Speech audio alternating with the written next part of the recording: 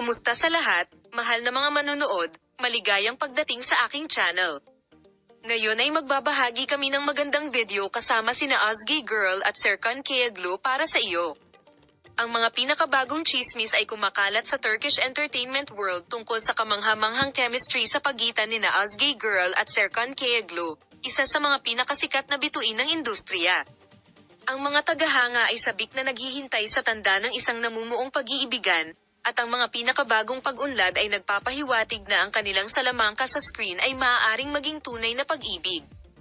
Bagamat ang parehong mga bituin ay ipinari sa iba't ibang mga on-screen na kasosyo dati, ang mga kamakailang ulat ay nagpapahiwatig na sina Ozgy Girl at Serkan Kayaglu ay gumugugol ng mas maraming oras na magkasama sa labas ng set. Ang kanilang pagkakaibigan, mga trip na puno ng tawanan at mga pinagsamahan ay yumanig sa mga probinsya at nagpatindi ng haka-haka tungkol sa isang posibleng romantikong relasyon.